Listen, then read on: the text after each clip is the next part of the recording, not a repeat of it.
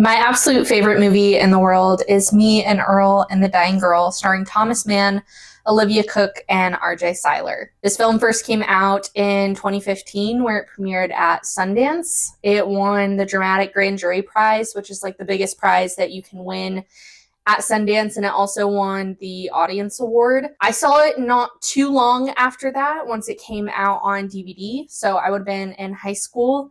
And ever since then, it has been one of the most important pieces of art and literature in my life. I love recommending it to people, not just because I truly think it's phenomenal and not enough people have seen it, but also because I feel like it innately describes something about me, something that I feel only a few movies really capture, that bitter, sweet, romantic feeling of life that Me and Earl does so extremely well. Ever since I started making YouTube videos, I have wanted to make a video talking about Me and Earl. I love it so much, and again, I would love for more people to watch it, but because of that, I also made expectations for myself for how good the video had to be, because I really want to do it justice. But because of that, I kept putting off making videos. So I decided the best way to fully describe my love for Me and Earl would be to do 50 things about Me and Earl and the Dying Girl. So these range everything from like fun facts about filming or about the script or about the YA novel that it was based on, to just my general musings on the movie, things that I have picked up on over my dozens and dozens and dozens of rewatches, or just things that I love and appreciate. I might as well be doing a director's commentary at this point. I don't know how much this is going to make sense, but we're going to go for it. I just want to talk about it, okay? Number 1. So starting at the very beginning of the film, something that it took me a couple watches to notice is that Greg's room is completely bare. This is chronologically at the end of the story that we're following. And I just love this really small detail that really helps the audience feel where Greg was at the time. The fact that he took down so many things in his room that were film related or related to him and Earl's filmmaking business together. Without him saying anything, on a rewatch, you know exactly where he is. Number 2, Greg's opening monologue goes on about it was the best of times and it was the worst of times, and we see this really phenomenal animation at the beginning that features a character that looks like Greg going through the worst of times, and then it also being the best of times, and seeing this character from a movie that he loves playing the harp in the hallway in a pink hood. Greg at this time is going on and on about how senior year of his life was the worst period of time that he's ever gone through. But then at the end of this monologue, we see a young woman playing the harp in the hallway in a pink hood. And it's just the perfect way to show that Greg is dramatic, and he's going to go on and on about how much his life sucks and how it was the worst of times. But we're also seeing, especially through a piece of his art, that it was also the best of times. And I've never been able to confirm this anywhere, but the young woman in size and shape looks just like Olivia Cooke. And it would make it even better in my head if Olivia Cooke was the one playing the harp and was supposedly the best of times.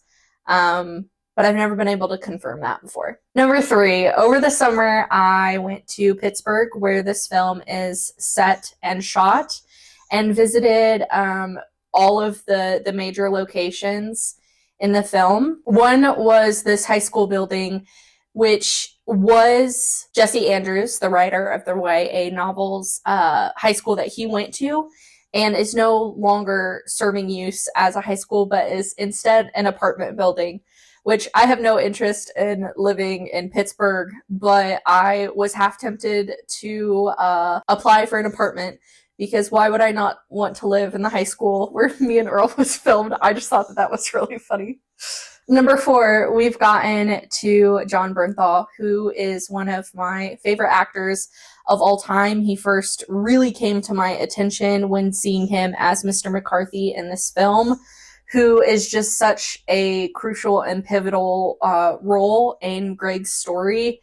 And he's got these really funny, I want to call them ad-libs in this film, where every time he leaves the room, he's picking something different out of his desk drawer. And this time in particular, he's pulling out an eye mask used like during sleeping.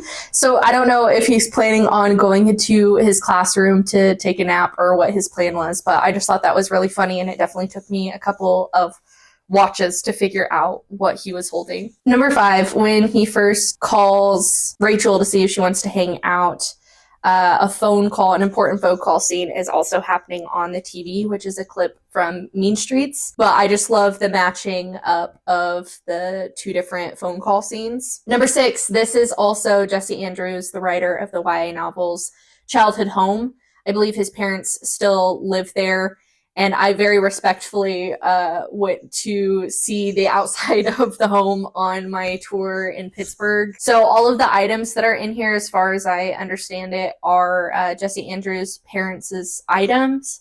They obviously, made up Greg's room and added a few of Greg's things to like the shelves behind the scene. But I just thought that was really fun that they included important places to Jesse Andrews in the film. Speaking of Jesse Andrews, I didn't really like the novel that this film is based on, and the only reason I feel okay saying that is because Jesse Andrews also wrote the screenplay for the movie, and I think that he made some tweaks that were crucial to us caring about the characters in the book, especially Greg. And so I don't feel bad saying that, but I didn't really like the book. Number 7, this is my favorite scene in the whole movie. It is the first time that we see Greg entering a subhuman state, which he does a couple of times throughout the film. But I just think that Thomas Mann's physical comedy in this bit is so funny.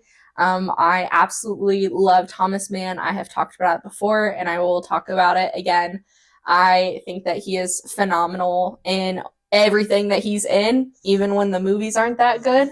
But in this movie, we get an A+ movie and a phenomenal performance out of him.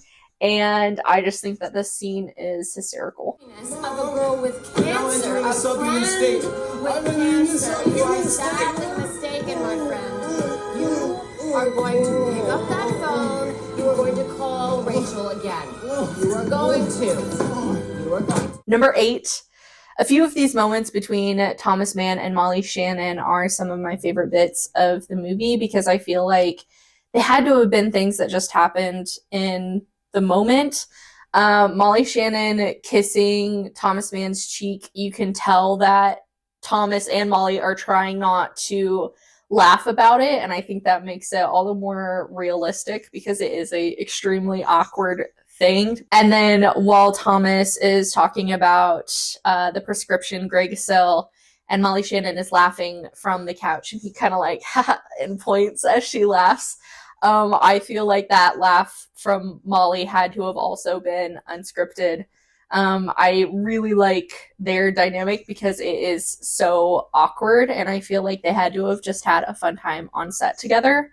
Her character is extremely weird. I feel like I could write a whole character analysis on how she acts, how she's coping with her daughter Rachel being sick, and then how immediately she changes her tune at the end of the film. Because some of these scenes are uncomfortable to the point of is this harassment? She takes it a little too far and flirts with both Greg and Earl a little too much. But it makes for some very funny scenes. Number 9, I just love that Greg's whole thing is that he doesn't want people to find out that he's a film kid, but then all he does is wear that green jacket that has the AVA logo on the back. I just think that's very funny. Number 10, I love this moment because although it's not written in the script, I remember reading that Olivia Cooke's character Rachel is supposed to, at this moment, be platonically falling in love with Greg's character. And it's all in this moment. And I think that Olivia captures that thought process so well. You can see it on her face, and it just feels very realistic. Number 11, also something that stuck out to me after a couple of watches, is that you can actually see the books that she's cutting up on her desk, as well as obviously the scissors on her walls. And those things don't come up, especially for Greg's character, until the very end of the movie, but it's fun to see them kind of in progress here. Number 12, when Greg says, "You may remember Earl from 15 minutes ago." It is actually exactly 10 minutes and 30 seconds. Number 13, Greg and Earl's production logo is actually a remake of Michael Powell and Emmerich Pressburger's production logo. They made the films The Red Shoes and Black Narcissus, as well as a few other classics, and these are things that are included in the list of movies that they parody later. You can also see this Arrow and Target set on Greg's shelf in his room at one point. Number 14, this is so random, but this moment of Rachel scratching her knee is something that I always refer to when I think of actors just being realistically human. I think, who is it? One of the classic actors has a quote about if you sneeze in a scene, that's how you know that you've fully blended into the moment or into your character or whatever, if you can just sneeze in front of a camera for real. And this feels like that to me. Her scratching her leg, she does a couple other things. She's wiggling her toes at one point, and you can tell that she's not doing it purposefully or for show, but it just seems like something natural that Olivia Cooke was doing. And I really love those moments and think that Olivia Cooke is just so great. Obviously, I feel like of the three kids, especially, she's gone on to have the biggest career, especially with her recent work in House of Dragon. But I've really loved seeing her kind of get her flowers over the last couple of years. Number 15, Hugh Jackman actually has a very small cameo in this film as a poster on Rachel's wall that's talking to Greg. "Hey, asshole. Yeah, over here. Just so we're straight on this, you're advising a girl with cancer to pretend to be dead. No, seriously, think about what you're doing here, dickhead. I mean, I've been doing my broody Wolverine face on this girl's wall for 5.25 years, and at this point, I'm probably only still here because she'd feel weirdly guilty or disloyal taking me down, but I'm goddamned if I'm letting a little punk like you waltz in here, stupiding up the place. Not on my watch, pal." And in the book, this was originally Daniel Craig as James Bond. And I think that there was just an issue with trying to get him to be in the film, so they switched it to Hugh Jackman. And I love absolutely when he says she probably would just feel oddly disloyal taking me down, because that is how I felt about all of my heroes and their posters on my walls growing up. But yeah, it used to be Daniel Craig in the book. Also originally in the script, but I don't believe the book, is a scene where Rachel and Greg kind of give in to this assumption that they're romantically intertwined, and they try to kiss and decide that that was super awkward and that they should never do that again. I like that they didn't include this in the movie and just kept it platonic the entire time. But I also think that it was realistic to write it in the script, because I think especially at that age, you are trying to figure out if you can be friends with people of the opposite sex. But I like that it wasn't included in the end. Number 17, after we have gotten this montage of Greg and Rachel becoming friends, we get this scene where they're having a serious conversation about Rachel and her relationship with her dad. And Greg so clearly doesn't know what to do, and he's mimicking all of the movies that he's ever seen. And he says, "Don't cry." And she's like, I'm not crying. And then he automatically goes, "Oh, well, you can cry if you want to." She's like, "I thought you just said don't cry." And it's just such a funny moment where this kid that like feels so socially awkward is just mimicking movies that he's seen his entire life. And I don't think I necessarily read it that way the first couple times I've watched it. But I think it's pretty easy to pinpoint it to that after a while. Number 18, back to Mr. McCarthy. John Bernthal this time pulls out a pack of wet ones before he leaves the classroom. Number 19, in this scene where Greg is slowly discovering that he's high, the chairs and desks around him are moving, and these were pulled behind the scenes on pulleys. So they were all truly moving besides him in this scene. Number 20, another moment in this scene, his teacher, the first time that they show him before Greg gets high, he's not wearing sunglasses. He's wearing just regular glasses. And then after we see him again, he now has these sunglasses and is staring straight at Greg.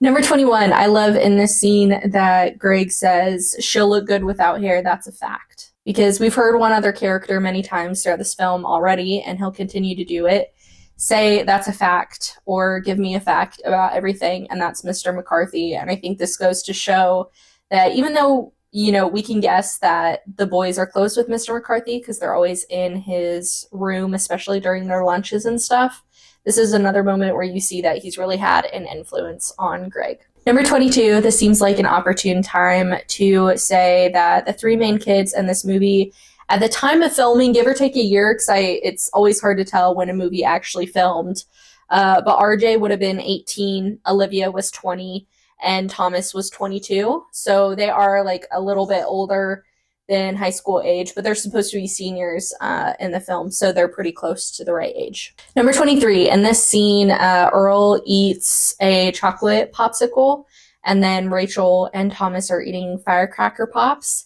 But on the poster, even the poster that I have hanging in my apartment, they all three have firecracker popsicles. So I don't know if this was just like a unity and the color that looked the best with the poster, or if there was an issue with it, but they did change it for the poster. Number 24, this corner was definitely one of the places that I was most excited to go in my Pittsburgh tour, and it looks completely different now. So I did take a picture with a like colored popsicle on this corner, but it looks completely different. It is no longer the corner store. Number 25, this seems like a good moment to say that this was RJ Seiler's very first film that came out, which is just so cool to me. I love it.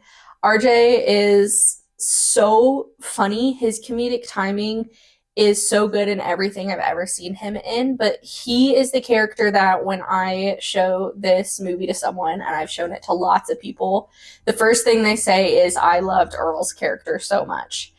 And he really just like creates this like honest but comfortable space in the film. And I just think that especially like his dramatic part at the end of the film, he does it so well, and it is wild to think that this was his first film. If you really liked RJ in this film, I would suggest also watching James Samuel's recent films, which he was also in, The Harder They Fall and The Book of Clarence. So this scene for film school, I had to do a Foley project with my best friend, and we had to pick a scene from a movie and then recreate the audio, recreate the sounds. And that was like one of our very first classes that we ever took. And I chose to do this scene. So we had to recreate like the sound of the box opening and the tulips popping out and the people as they talk in the background. And it was super fun. And so I think of it every single time that I watch this scene. 27, super small, but I love that Thomas hands Rachel one piece of popcorn. I think that this is a very true film nerd moment. I have been known to do the exact same thing, is like, you can only have one piece of my popcorn. Usually it's also a less buttery piece because the more buttery pieces are the better pieces. So I just love this tiny detail of the one piece of popcorn. This little bit is devastating, and everyone I've ever shown it to agrees. He's checking to see if she's still breathing, and that is so sad.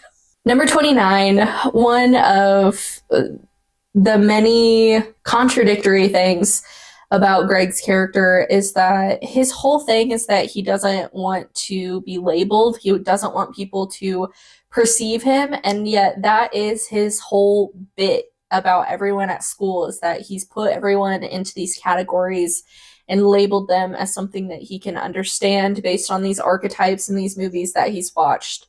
And that's like the last thing that he wants someone to do to him. I know a lot of people are annoyed by Greg's character.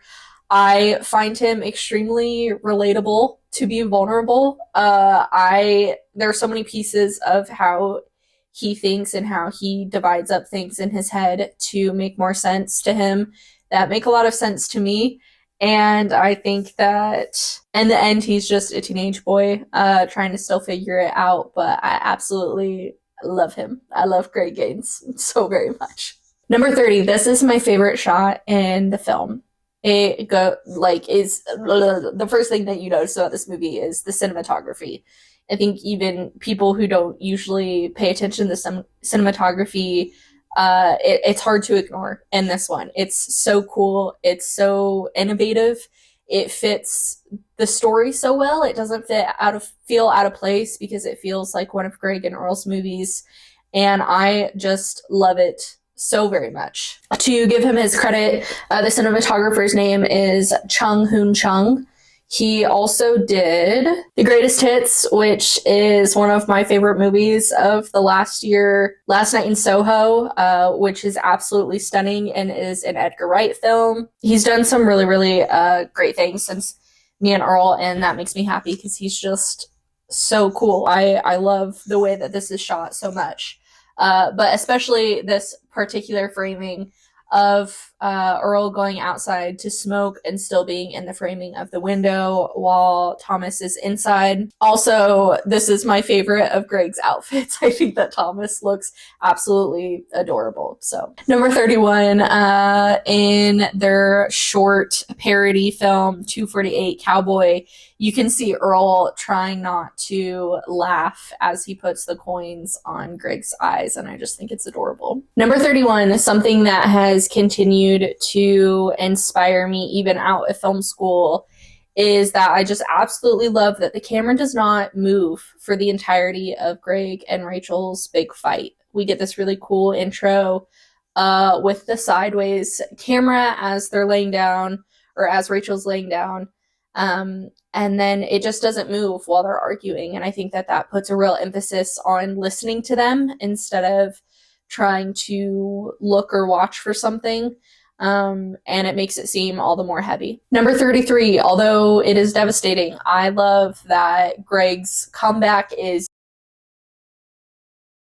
because this is realistic. This is a realistic 17 or 18-year-old boy's reaction or comeback. I love that they chose to do that in some of the dialogue because they are so witty for the most part, that keeping a piece of dialogue like this realistic, I think really helps sell us on their age and on being in high school. And I think that's very vital to the heart of the film. Number 34, I just wanted to point out RJ's performance in this particular scene. Especially when he says, "My life is over after this." I think he portrays this feeling so casually is not really the right word because he's doing it very seriously, but you can tell that he's just going to say it because he knows that it's true and he knows that it's honest, and it doesn't matter if Greg doesn't understand that.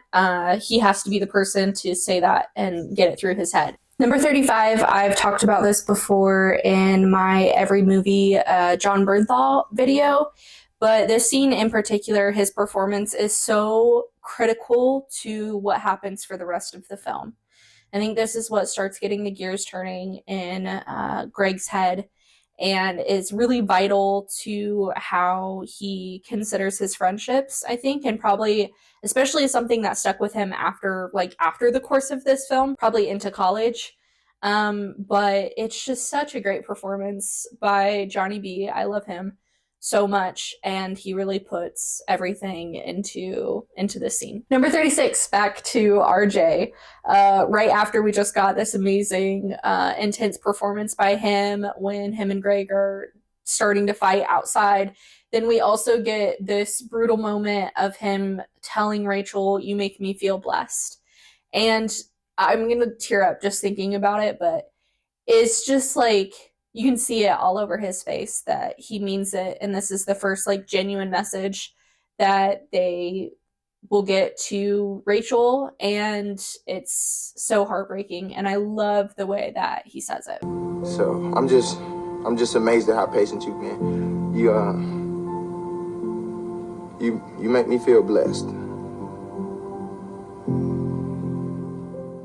Number 37, for a film to be PG-13 instead of R, you get one use of the word fuck, and it cannot be related to sexual activity. So a lot of PG-13 films don't use it, and some films do, and it's very distinguishedly placed and usually used either really well at a crux of the film or as like a comedic bit.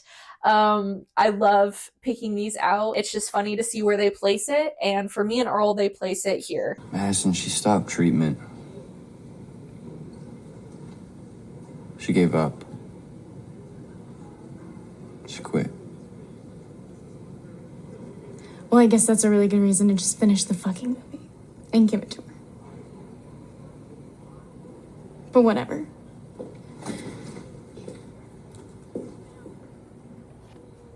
I also think that Madison is the coolest. She's not your average, just like pretty popular girl in a movie. I really like the way that they characterize her. Number 38, I really just wanted to talk about the other supporting cast members. We've talked about Molly Shannon and John Bernthal, but the other two that are really crucial to the film are Greg's parents, played by Connie Britton and Nick Offerman. I think both of them are hilarious roles, especially Connie Britton is a mom that I know, and usually very often a mom very similar to my own. And I love in this particular scene that she says honey at the end of every sentence. And although this could win a Rewatchables award for overacting, I think that that's also the point. It feels very real. It feels like how my mom would react in this particular situation. And I just think both of them are so well placed in the film and bounce off of Greg and Earl extremely well. Number 39, as we fade back up to Greg in his room, if you have the captions on, you can hear exactly or read exactly what his parents are fighting about. And she's complaining that, you know, the deadlines are all going to be passed for him getting into college. And his dad's constant rebuttal to this is he is grieving. And I think that the back and forth in this conversation is so well written, even though unless you have the captions on, you don't even necessarily know that they're having it. Number 40, Earl running to save Greg in this fight is just too good. He is just too good. Earl is a much better friend than Greg, particularly in the season that we get to see them in. I think Greg just does not have the capacity to be a good friend when not only he's going through all of this, but he's just at a place in his life where he's only seeing things through his own eyes. And Earl, from everything that we know, which is a very short list of his background, and what he's had to go through with his parents and his brother and growing up as a Black young man in Pittsburgh, he probably has had to grow up a lot faster, for sure, than Greg has had to. And he doesn't leave Greg in the dust even after Greg has been a bad friend. And I just love that so much. I love this scene of him running there. Number 41, on his way out of the building, Earl tells Greg that Mr. McCarthy is... He all sad talking about German music and shit. And he wasn't there for Mr. McCarthy's monologue earlier about his dad, so he doesn't know that, you know, telling this story to Greg probably brought up these memories about his dad, and him talking about German music alludes to that. And I love just the smallest details like this in the script that give you more about the characters and where the characters are at, even if you have to dig a little bit to understand it. Number 42, this shot in general hurts my head because I'm thinking about what would have had to go into planning this shot. I assume the camera was on a dolly and walks forward with them, walks back with the students, and then walks forward again with Madison. But the planning and the timing of all of that, especially with all of the actors that are involved in this scene, is just really impressive to me. Number 43, when Greg goes to visit Rachel in the hospital, I absolutely love that you don't know that it's the hospital at first. You know that he's on his way to prom one way or the other, but I love when he first gets out of the car, there's an ambulance going by, but you can't hear the ambulance. You just see the red flashing lights on Greg's face, and it makes it seem like Greg is showing up to prom. And I love that little bit. It took me several watches to notice that and to realize that that's why in your head the first time you watch it, you think that he's showing up to prom. And I just absolutely love that idea. It also leads to an unanswerable question of, first of all, was Greg really going to prom? Was he ever going to actually show up at prom, even if Rachel didn't die later in this scene? And the other unanswerable question is, was he going to prom with Madison? Because he gives the flowers that he has to Rachel when he goes in the hospital to visit. But, you know, he got the limo and he got the suit, or his mom got them for him. And she says, you know, I'm happy that you got a date to prom. So you assume that he said yes to Madison? I don't know. It's an unanswerable question. And I think it's interesting to gauge what people think that he was doing after they watch it. Number 44, just a tiny little tidbit in the back of Rachel's room behind her. She has a couple of books in the hospital with her.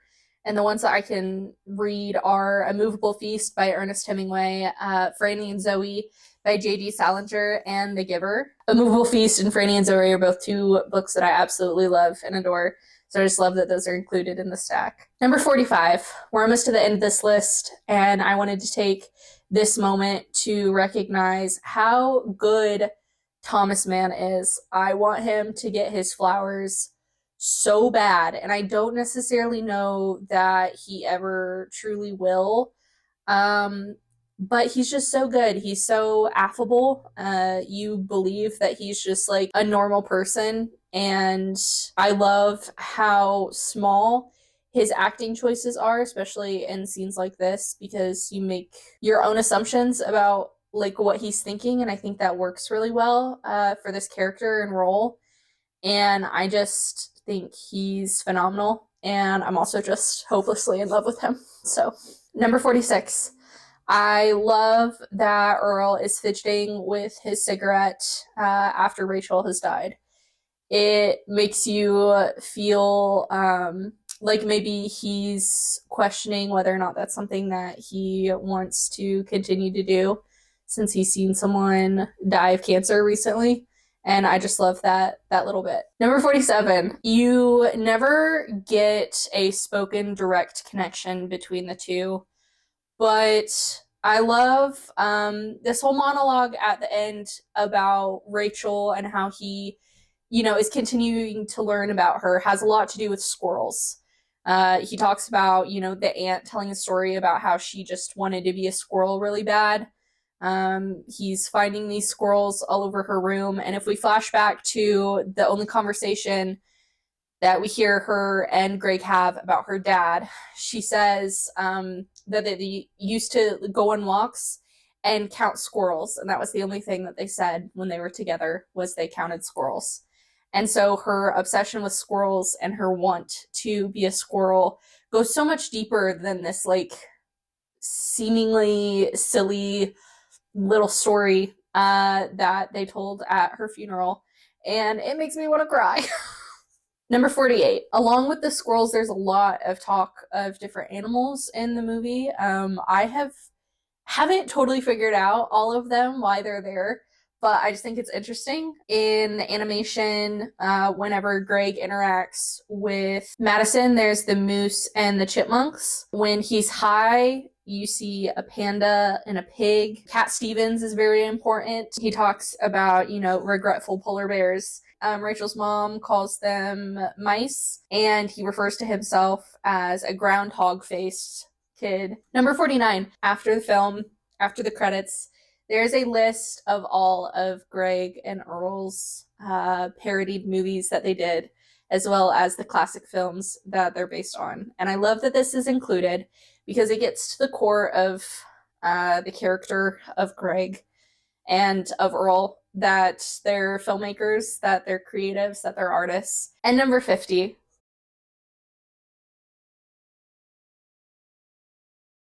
If you have a letterbox, if you like the Criterion Collection and you haven't seen this movie, it is on HBO Max. Go watch it.